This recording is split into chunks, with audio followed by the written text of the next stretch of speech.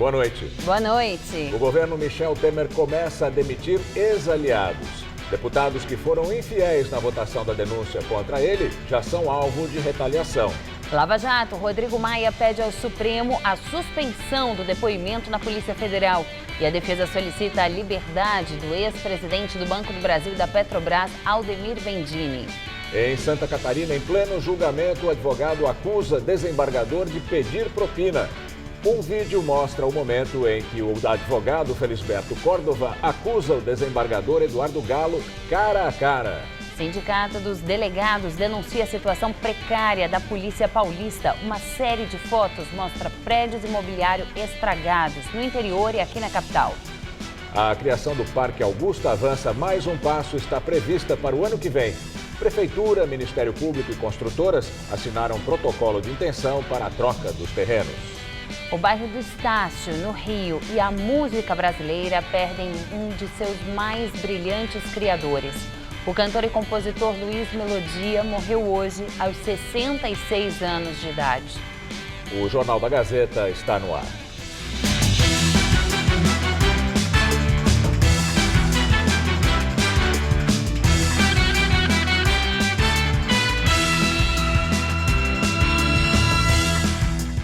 Prefeitura, Ministério Público e construtoras Cirela e Cetim assinaram um protocolo de intenção para a troca do terreno do Parque Augusta, na região central de São Paulo, por uma área perto da marginal do Rio Pinheiros, na Zona Oeste. Segundo o prefeito, o parque deve ser criado até 2018. O acordo só deve ser selado definitivamente depois que peritos avaliarem os dois terrenos que serão trocados. O da Augusta, que tem 24 mil metros quadrados e vai virar um parque público, e o de Pinheiros, onde hoje fica a sede da Prefeitura Regional e uma base da CET. O espaço tem 48 mil metros quadrados, mas as construtoras vão receber cerca de 18 mil. Caso haja essa desproporção, ou se diminui o tamanho do terreno, ou se aumentam as contrapartidas. Então, a ideia é que, empreendimento por empreendimento, que fique equilibrado, que fique justo. O Ministério Público não está aqui para fazer injustiça em relação a ninguém. Depois de fechados os valores e o acordo judicial, o projeto da permuta segue para a Câmara dos Vereadores, onde o prefeito João Dória, do PSDB, tem maioria.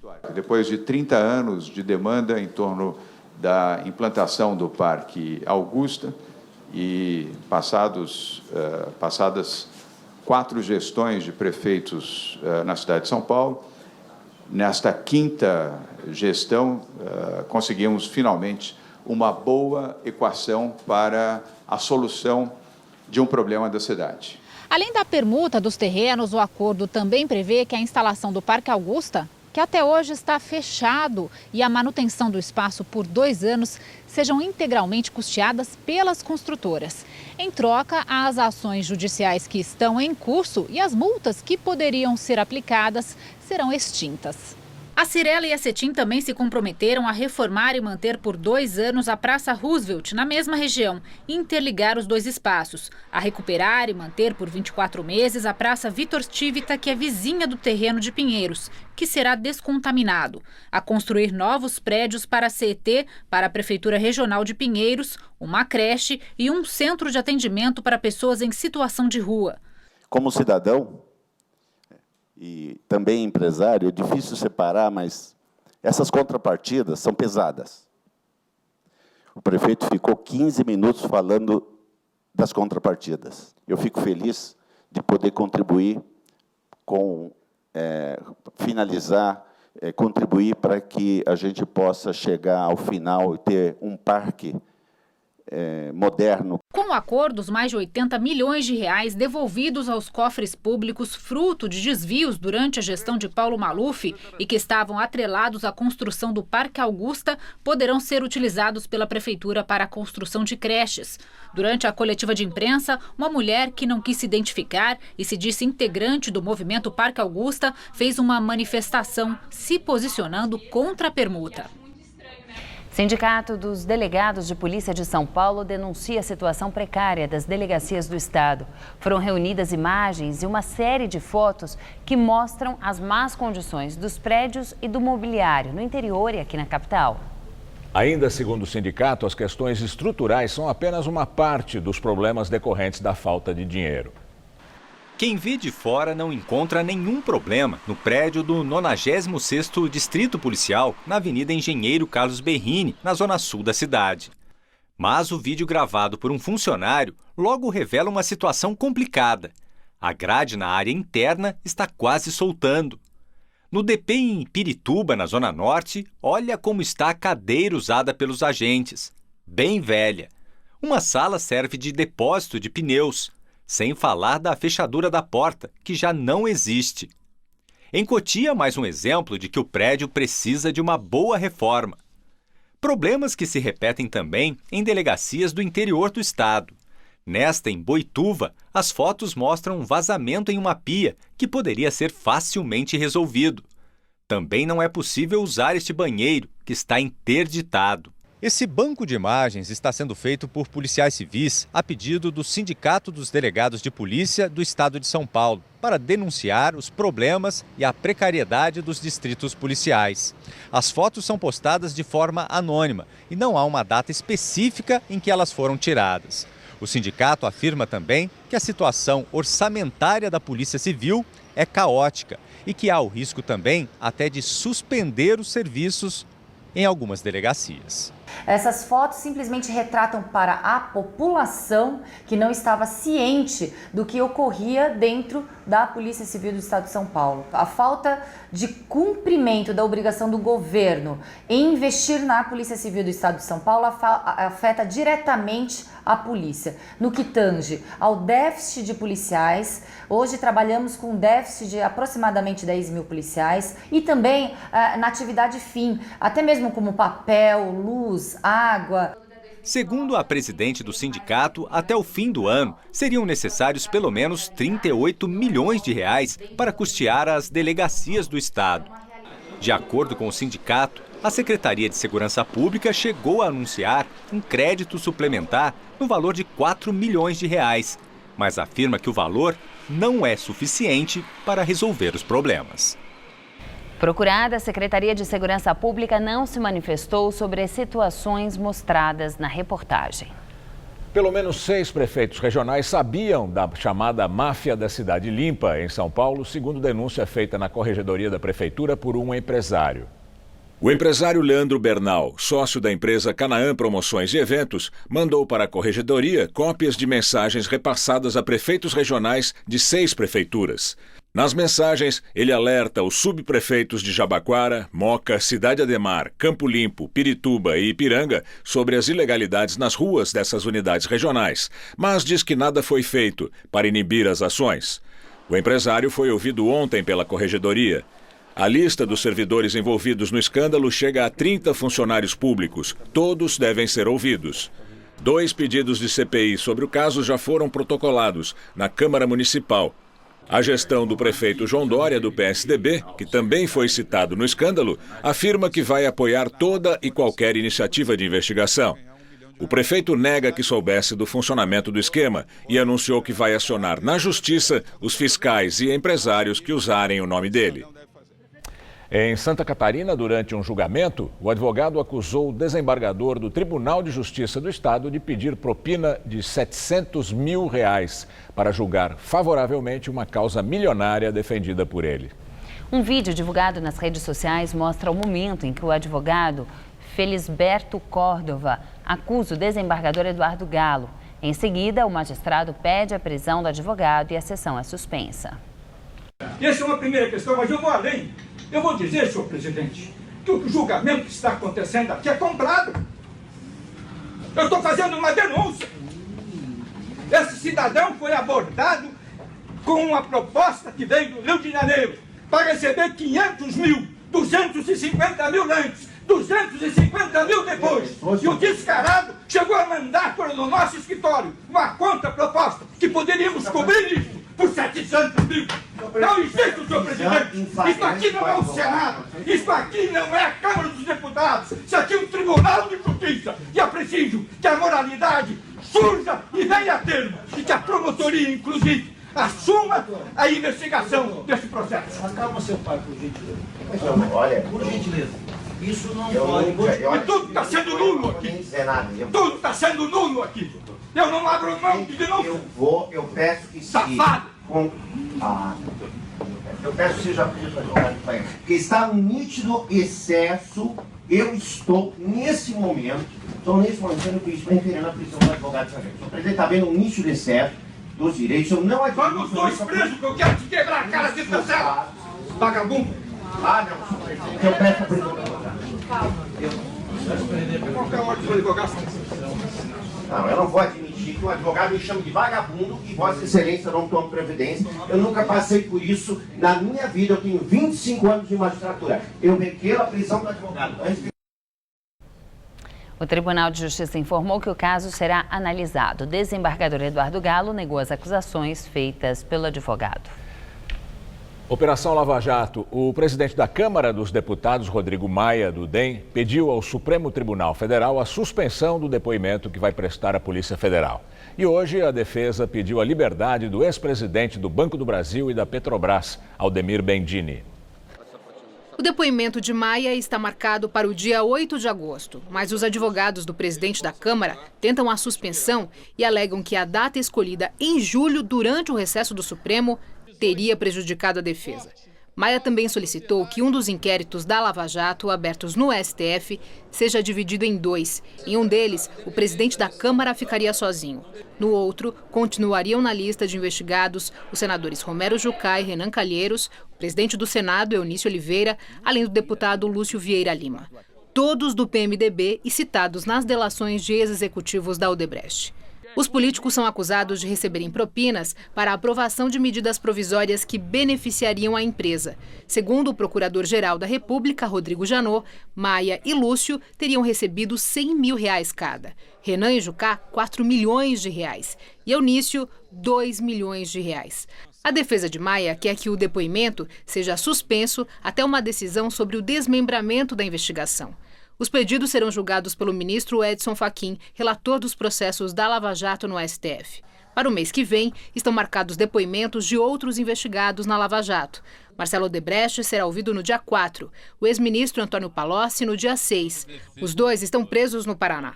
A Odebrecht fechou o acordo de delação e Palocci estaria ainda em negociação de um acordo. No dia 13 de setembro será a vez do ex-presidente Lula. Ele será ouvido novamente por Moro. O petista é réu em 6 ações penais, sendo 3 no âmbito da Lava Jato. O ex-presidente já foi condenado a 9 anos e meio de prisão no caso do triplex em Guarujá. E hoje o juiz Sérgio Moro determinou a transferência do ex-presidente do Banco do Brasil e da Petrobras, Aldemir Bendini, para o Complexo Médico Penal de Pinhais, na região metropolitana de Curitiba, onde já estão outros presos investigados na Lava Jato. Bendini está detido na carceragem da Polícia Federal na capital paranaense, desde a semana passada, quando foi preso durante a Operação Cobra, suspeito de receber R$3 milhões em propina da Odebrecht. A decisão de Moro foi motivada por um pedido da Polícia Federal, que afirmou que a carceragem serve apenas como prisão de passagem e destacou que o local abriga presos que já fecharam acordo de delação. A defesa já pediu a Moro que reconsidere a transferência por razão humanitária. É que o ex-presidente do Banco do Brasil e da Petrobras tem uma filha com problemas psiquiátricos e que precisa visitar o pai semanalmente para evitar a piora do quadro. Os advogados também pediram ao Tribunal Regional Federal da 4ª Região a revogação da prisão preventiva de Bendini. Eles sustentam que Bendini é réu primário, com bons antecedentes e que não há qualquer indicativo que ele irá interferir na produção de provas. E hoje a revista Época publicou com exclusividade fotos de malas de dinheiro da JBS Friboi entregues a assessores e familiares do presidente Michel Temer do PMDB, do senador Aécio Neves do PSDB e do doleiro Lúcio Funaro. Durante a Operação Patmos, uma das fases da Lava Jato, o ex-assessor de Temer, Rocha Loures, um primo e a irmã de Aécio foram presos. Mas atualmente todos cumprem prisão domiciliar usando tornozeleiras eletrônicas. Aécio, ex-presidente do PSDB, foi afastado por Fachin do exercício do mandato de senador e denunciado pela Procuradoria-Geral da República. Mas o Supremo devolveu a ele o cargo. E Temer derrubou a denúncia contra ele por corrupção passiva na Câmara dos Deputados.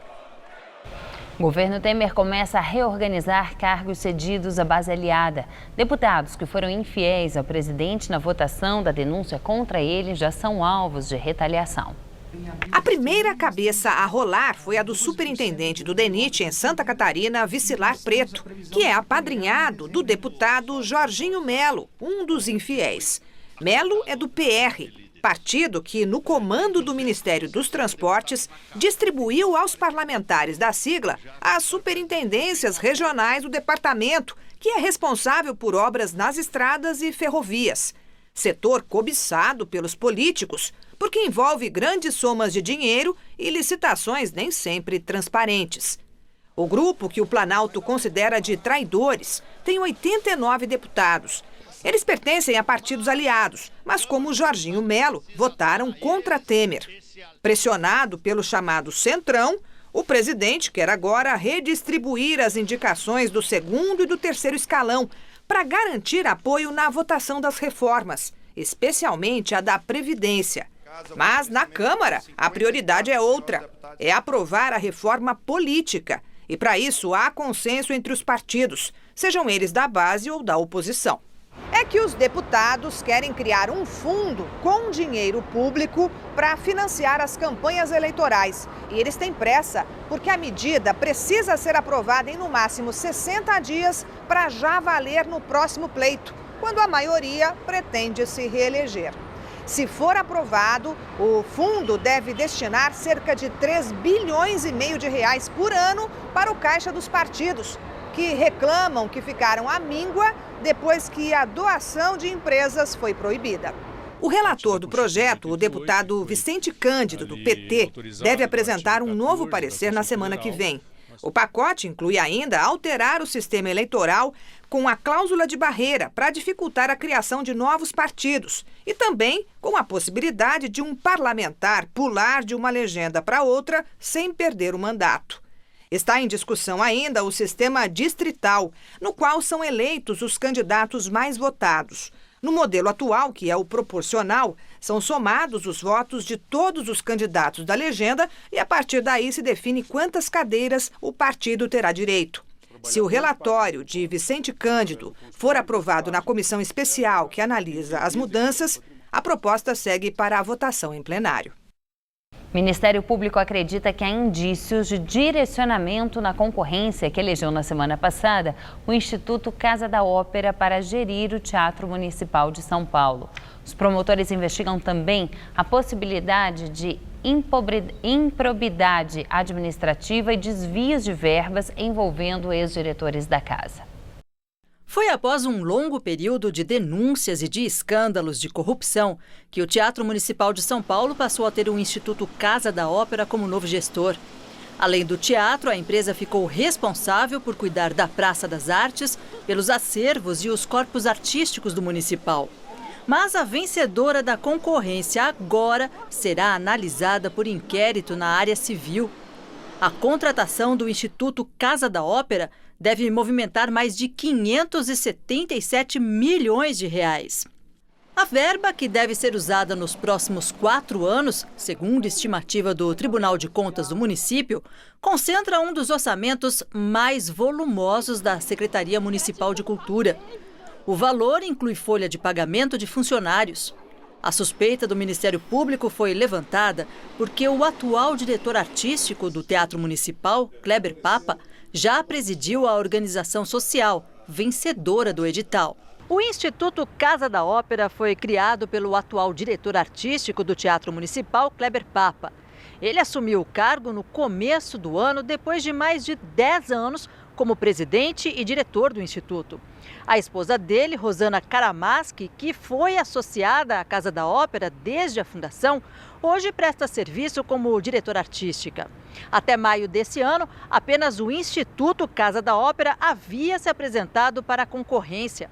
A prefeitura, então, modificou as regras da disputa e outra instituição se candidatou, o Instituto Odeon, do Rio de Janeiro.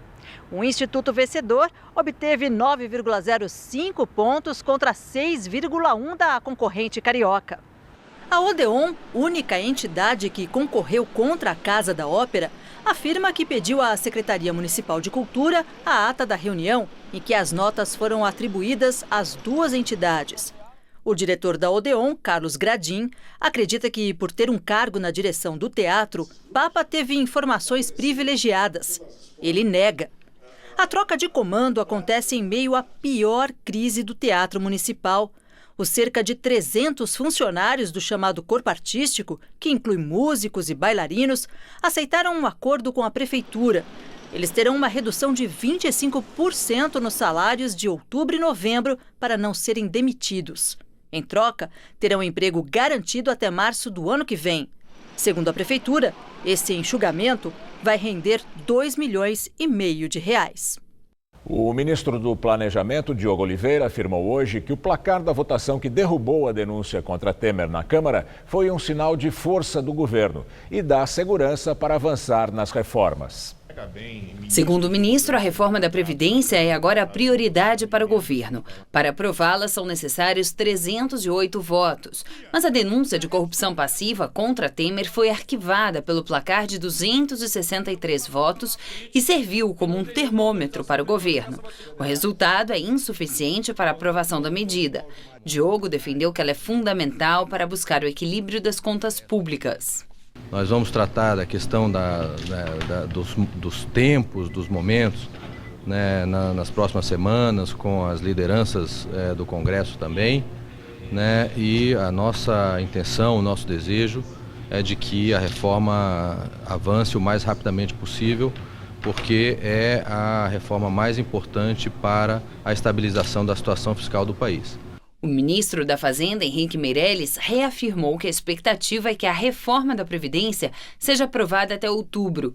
Diogo disse que considera esse prazo possível. Ambos participaram de evento na Associação Brasileira de Incorporadoras Imobiliárias, em São Paulo. E agora o comentário de Josias de Souza, direto de Brasília. Ele fala sobre as negociações de Temer com os partidos que o livraram da denúncia de corrupção passiva. Os partidos políticos do Centrão estão de novo no noticiário. Como sempre, eles pleiteiam, pedem, exigem. Receberam tudo para livrar o pescoço de Michel Temer da guilhotina. Agora, insatisfeitos com tudo, exigem um pouco mais. Querem novos pedaços de ministérios, de estatais, de autarquias, de repartições públicas, onde possam espetar os seus interesses particulares e seus propósitos escusos. A extorsão do Centrão é péssima, mas há algo muito pior. Michel Temer se dispõe a pagar a fatura. Temer encomendou um levantamento sobre os humores do bloco partidário que se tornou seu principal esteio no Congresso. Alega que precisa preservar a governabilidade. Essa palavra, extraída da ciência política, ganhou um sentido gangsterístico. Governabilidade virou um outro nome para safadeza, gandaia, corrupção. Serve de justificativa para que os políticos invadam os cofres públicos. O clientelismo e o fisiologismo tornaram-se fenômenos tradicionais no Brasil, mas a Lava Jato tinha estimulado a ilusão de que a banda arcaica da política estivesse encurralada. Engano. Mentor do Centrão, Eduardo Cunha está preso em Curitiba, mas Michel Temer, livre da denúncia por corrupção, recompõe com esmero a aliança com o atraso. Ele diz que para aprovar a reforma da Previdência precisa restaurar a normalidade. Se em plena era da propina distribuída em malas, o projeto Centrão de Poder é o normal, resta rezar para que algo de muito anormal aconteça no Brasil. Boa noite. Daqui a pouco, Maria Lídia entrevista ao vivo o professor da Faculdade de Economia e Administração da USP, José Roberto Ferreira Savoia, sobre a reforma da Previdência. Na Venezuela, a nova Assembleia Constituinte tomou posse hoje. A eleição foi sob protestos violentos da oposição. A Procuradoria venezuelana, que pediu a anulação da Constituinte por fraude no número de eleitores, teve o requerimento negado hoje de manhã. O presidente Maduro propôs a Constituinte como uma solução para a grave crise política e econômica do país. Mas a oposição, que tem maioria no Legislativo, exige eleições gerais. Um dos líderes da oposição, o ex-prefeito de Caracas, Antônio Ledesma, voltou para a prisão domiciliar hoje, depois de passar 3 dias preso. Ele e Leopoldo Lopes, que continua preso, foram levados para uma prisão militar na terça-feira, quando a justiça revogou a prisão domiciliar deles, acusando-os de convocar manifestações contra a eleição. Os 500 constituintes que tomaram posse hoje, grande parte deles ligada ao governo, deve aprovar uma nova Constituição sem prazo determinado. Ela nasceu na Suíça, de pai judeu e mãe protestante. Cresceu na Hungria e se naturalizou brasileira. Logo que chegou aqui, a dificuldade em falar português a levou a adotar a fotografia como um idioma. Ela se destacou na profissão desde os primeiros trabalhos no jornalismo, com os ensaios sobre os indígenas brasileiros. Ela foi a primeira fotógrafa a conhecer e a defender os índios Yanomami, no norte do país. Por isso, Cláudia Andujar é uma personagem que é a cara de São Paulo.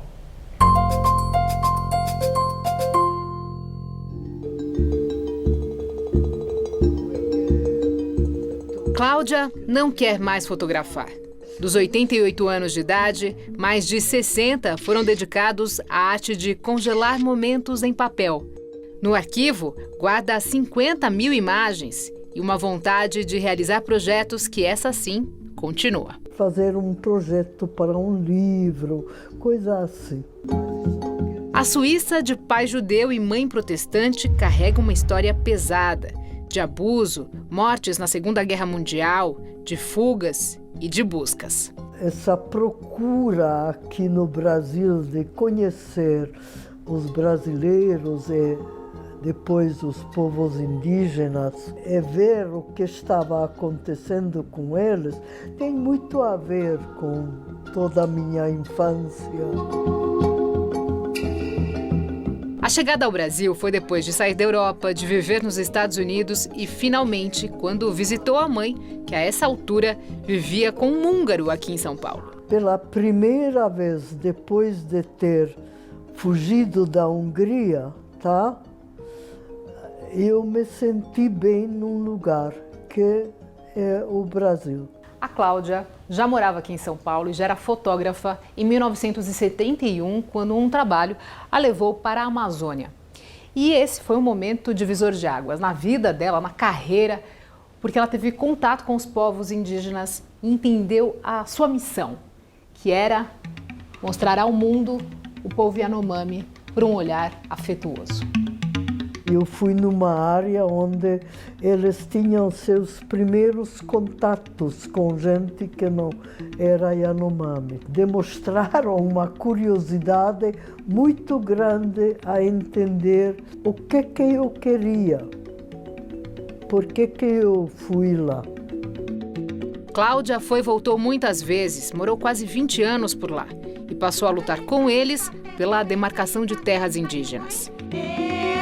As fotos de Cláudia Andujar, delicadas ou reveladoras, rodaram o mundo em exposições no MoMA de Nova York, na Fundação Cartier em Paris, no MASP, na Bienal de São Paulo, além de Inhotim, em Minas Gerais, onde ela tem um pavilhão de 1.600 metros quadrados só dela. Em 1992, os Yanomami conseguiram a demarcação das terras e a Cláudia comemorou como uma nativa. Consegui alguma coisa na qual eu realmente acreditei e eu achava que valeu a pena viver. No seu apartamento na Avenida Paulista, Cláudia diz que continua nessa luta. Afinal, o coração é desses, que não desistem nunca. Seu coração é brasileiro? Eu acho. Não, eu sei que é.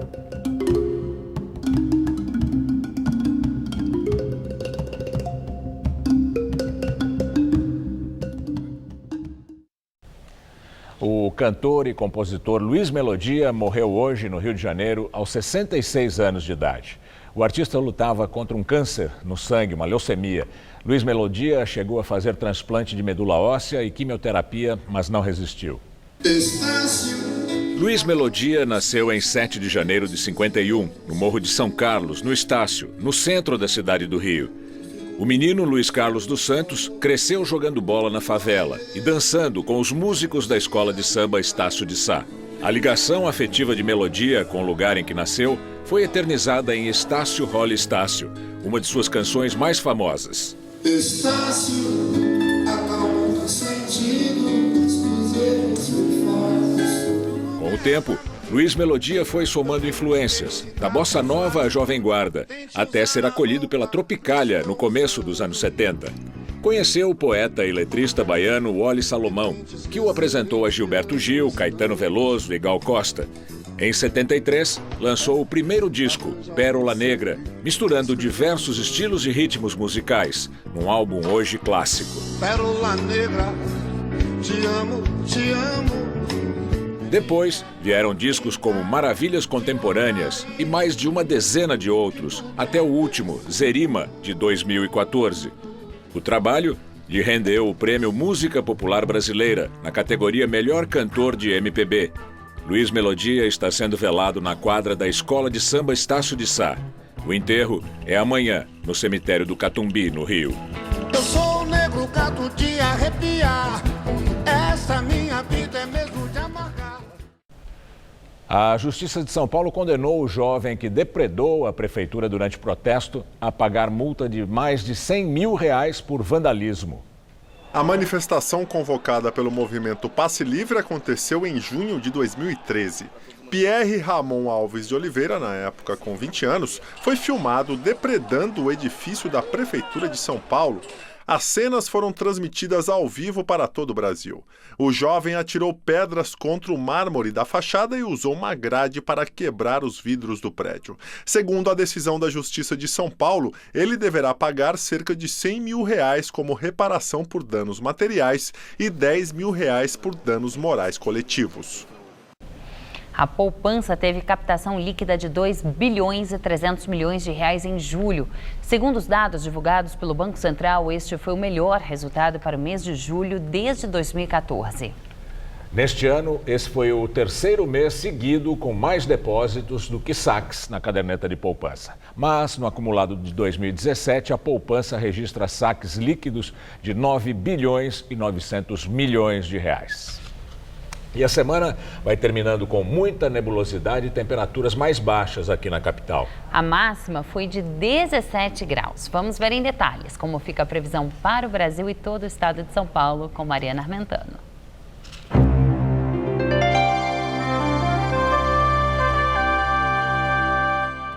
O final de semana ainda promete frio no centro-sul do país. Há previsão de geada ainda nas serras gaúcha e catarinense e de muita nebulosidade em toda essa faixa ao leste do Paraná, passando pelo leste paulista, mineiro, até o leste da Bahia. Mas só há possibilidade de chuva fraca no litoral de São Paulo e na zona da Mata Mineira e mais moderada no estado do Rio de Janeiro. Ainda chove a partir da tarde em parte do norte do Brasil e a qualquer hora na costa da Bahia.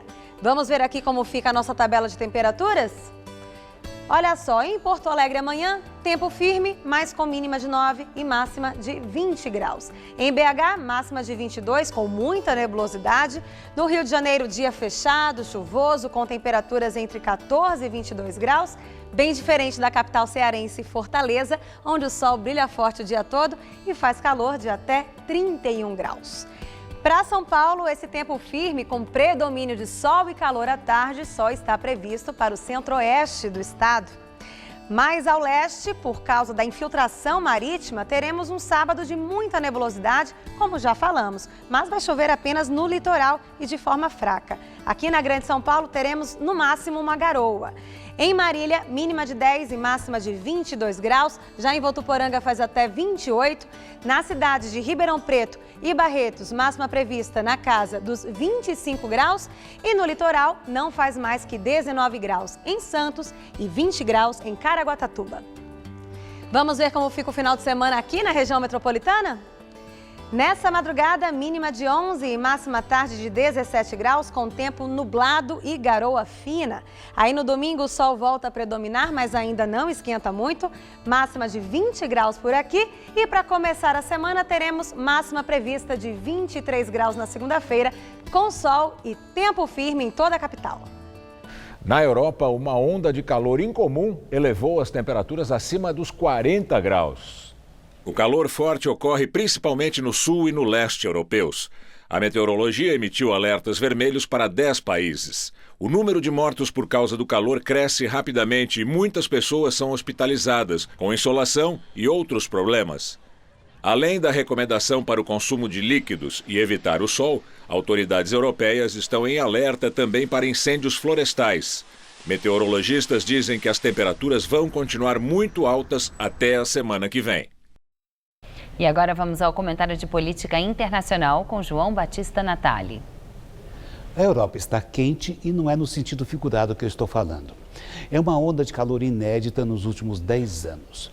Em Roma fez ontem 43 graus, em Madrid 38, depois de ter permanecido acima de 40 por 5 dias consecutivos no finzinho de julho. Na Sardenha, que é uma ilha da Itália, os termômetros marcaram 44. Em Paris, quase chegou aos 40 duas vezes nesse verão. Os meteorologistas não descartam a possibilidade de alguma coisa parecida com a de 2003. Naquele ano, só na França morreram 15 mil pessoas a mais do esperado pelos demógrafos nas 2 primeiras semanas de agosto. Em Paris, foram 60 idosos que moravam sozinhos e que morreram de desidratação. A prefeitura precisou requisitar caminhões frigoríficos porque o necrotério não dava conta de armazenar todos os cadáveres. A Europa teve outro verão horrível em 1976. Nos Estados Unidos e no Canadá, a grande tragédia aconteceu em 2006. Foram 225 mortes diretamente provocadas pelo calor. Esse tipo de verão provoca seca e incêndios em florestas, como acaba de acontecer na França e em Portugal. Os cientistas apontam como culpado o aquecimento global, provocado pela emissão de gases de efeito estufa. É o processo em que Donald Trump não acredita e que levou o governo americano a se retirar do acordo climático, assinado em Paris no final de 2015. Mas saiu dos Estados Unidos a pesquisa mais curiosa sobre o clima. A NASA patrocinou um estudo que circula nas redes sociais com a excepcionalidade climática constatada em cada país desde o ano de 1900. As barras vermelhas, com calor excepcional, começaram a ser mais frequentes de 20 anos para cá. É, no fundo, um recado que o planeta está dando para todos nós. A possibilidade de continuarmos a viver por aqui depende da nossa capacidade de evitar ciclos cada vez mais frequentes de temperatura elevada. E se não pudermos mais viver no planeta Terra, nós não teremos como alternativa outro planeta para morar. É assim que o mundo gira. Boa noite. O governo de São Paulo inaugurou uma nova estação Engenheiro Goulart na linha 12 Safira da CPTM. A estação vai ter conexão com a linha 13 Jade, que vai até o aeroporto de Guarulhos. O local estava em obras desde 2014. Para obras desde 2014, a estação Engenheiro Goulart da linha 12 Safira da CPTM finalmente voltou a funcionar. O espaço, que antes tinha 500 metros quadrados, agora tem 15 mil. A estação é moderna e tem acesso direto para o Parque Ecológico do Tietê. Eu vou de bicicleta até o parque, eu tinha que ir até lá embaixo, agora eu vou por aqui, fica mais fácil para mim, mais perto para mim.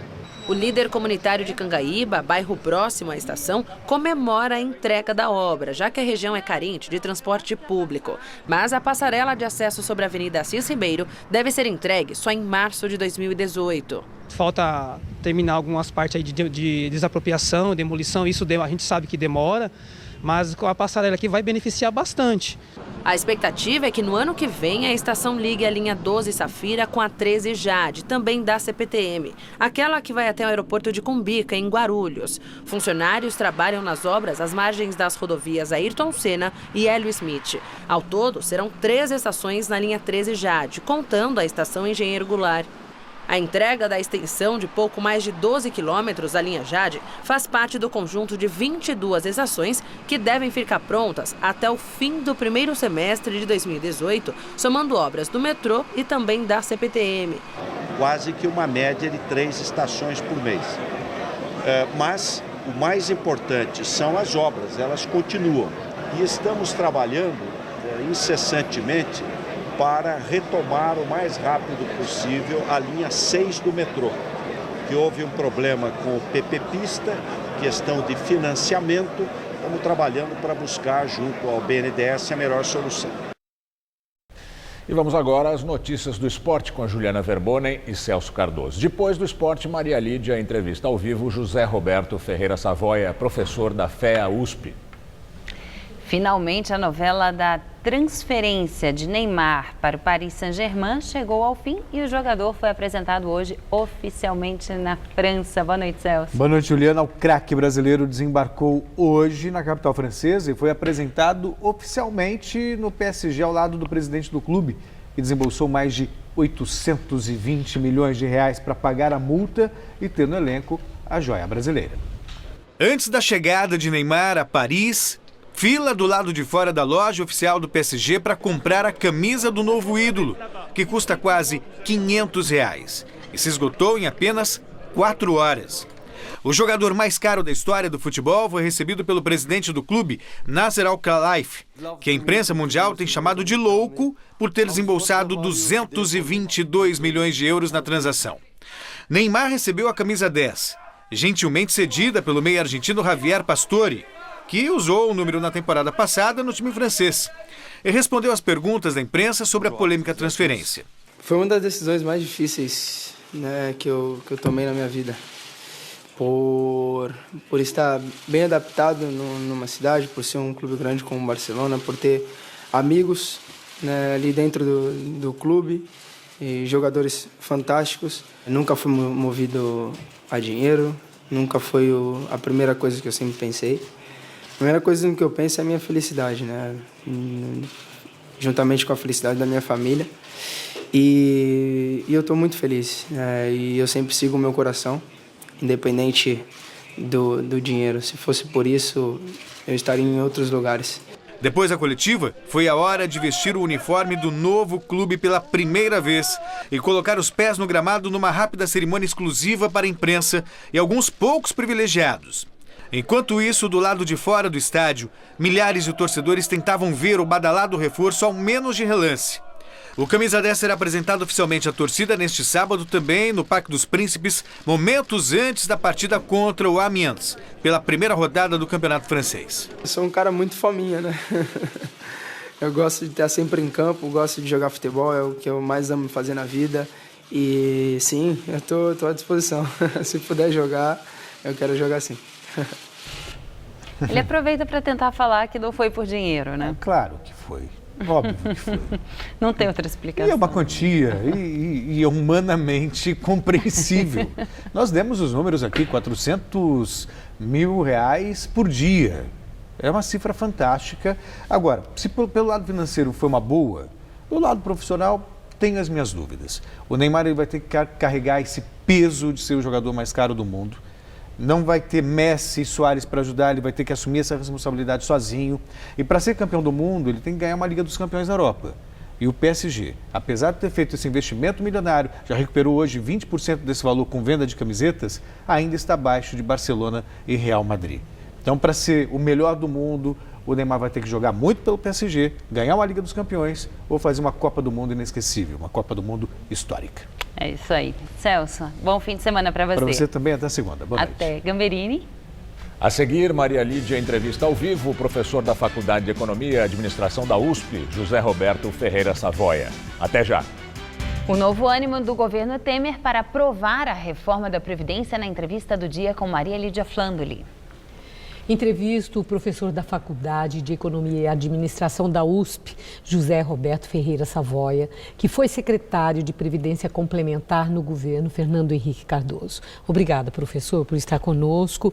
Bom, logo após a vitória naquela votação sobre a denúncia da Procuradoria-Geral da República contra o presidente Temer ficou muito animado. No governo federal, eles estão até acreditando que possam já retomar a reforma da Previdência Social, colocar em debate e em votação até outubro e aprovar. Quero ouvi-lo sobre essa perspectiva. O senhor acha possível?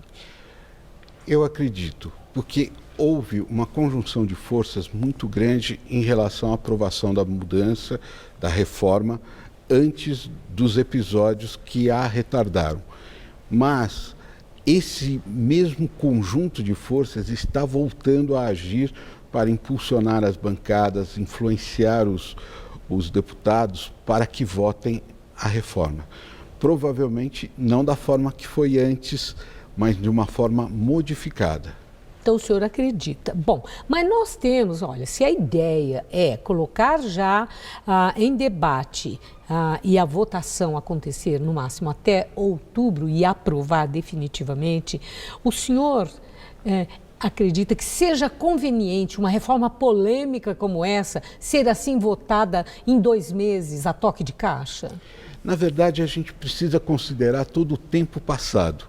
Nós tivemos mais de 3 ou 4 meses de debates amplos em toda a sociedade brasileira sobre essa reforma, até que nós tivemos o projeto substitutivo do deputado Maia, e aí paralisou-se a discussão. Você se lembra que a reforma estava quase para votar quando houve essa paralisação. Então, já houve a formação de um consenso entre diversos elementos aqui da sociedade brasileira sobre a necessidade da reforma. Bom, mas de qualquer forma, eu vi agora a declaração do senador Anastasia, em que ele diz que para conseguir aprovar essa reforma, vai ser preciso diluí-la mais ainda. Aí eu quero, do ponto de vista, assim, bem pontualmente, no seu entender, o que é inegociável? O que é questão fundamental dentro do projeto do governo que não pode ser tirado de jeito nenhum? Bom, em primeiro lugar é a idade. A idade é o ponto crucial dessa reforma. A idade mínima? A idade mínima, 65 anos para o homem, 62 anos para a mulher e com 25 anos de contribuição, de acordo com o projeto substitutivo. Esse é o ponto que o governo não pode abrir mão. As regras de transição acompanham para que essa reforma ela tenha um contexto e possa ser palatável por todos.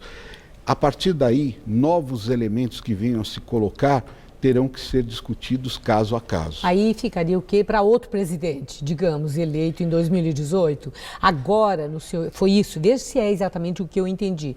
Agora, é fundamental que se concentre idade mínima, tempo de contribuição e as regras para a transição. E Exatamente. O resto fica para depois? Podemos até pensar nisso, embora o governo vai se esforçar para incluir alguns outros elementos da proposta original. Mas esses elementos já caracterizariam uma mudança importante na economia brasileira e poderiam, sem dúvida, dar um novo alento aí para os investimentos que nós estamos esperando. Agora, a questão do tempo de contribuição, 25 anos, isso aí é bem polêmico. Na oposição, eles acham que é um absurdo, que grande parte dos brasileiros não tem condição de cumprir todo esse período. Aprovar com a idade mínima e uma regra de transição para essa idade mínima, deixando de fora tempo de contribuição, isso é possível? Eu vejo como uma dificuldade adicional, porque o tempo de contribuição ele é muito mais um sinalizador. Nós gostaríamos que boa parte daquelas pessoas, hoje chega a ser quase 40% da população brasileira, que não está vinculada ao INSS, possam de fato contribuir, mesmo que seja numa condição mais leve, como a de um microempreendedor cuja alíquota é mais baixa. Mas seria muito importante nós resgatarmos essas pessoas que hoje estão, digamos, na informalidade ou não contribuem para o mercado formal. Esse conjunto da reforma trabalhista com a reforma previdenciária, dentro de algum tempo, poderá aumentar a formalização e fazer com que esse tempo de contribuição já não seja tão exagerado. Certo. Agora, a oposição contra essa reforma da Previdência e é interessante o argumento de que o governo Temer não é sensível a um aspecto que é a questão da dureza da velhice para qualquer pessoa. E a reforma da Previdência, ela vai atingir as pessoas no momento em que ela é mais vulnerável na vida, que é na velhice. E a reforma, e tudo isso em nome de correção do déficit da própria Previdência, das contas públicas. Isso é passar a conta do déficit público para o cidadão? É falta de sensibilidade? Maria Lídia, existe uma frase que eu acho fundamental. O filósofo Diógenes, ele dizia que a coisa mais cruel é um idoso sem renda. Então, essas reformas todas, elas estão buscando levar o Brasil para uma questão fundamental, que é a sustentabilidade da sua previdência. Nós não vamos eliminar o déficit, mas nós poderemos ter uma previdência em condições do governo pagá-la e continuar fazendo os outros investimentos, educação, saúde, os gastos assistenciais. Então eu diria o seguinte, existe uma preparação sim que precisa ter na sociedade brasileira. Essas resistências, elas são normais no mundo todo, mas elas são fruto muito mais do medo e da ignorância que as pessoas têm dessa realidade. Então é preciso aprimorar o esclarecimento. E eu agradeço muito o senhor contribuindo para esse esclarecimento, nos falando sobre o seu ponto de vista, o senhor que é um estudioso do assunto. Muito obrigada, professor. Uma boa noite. Gamberini. O Jornal da Gazeta termina aqui. A edição de hoje pode ser vista no site do Jornal da Gazeta. Mais notícias em nossa edição das 10. Eu te espero. Até já. Boa noite, bom fim de semana e até segunda.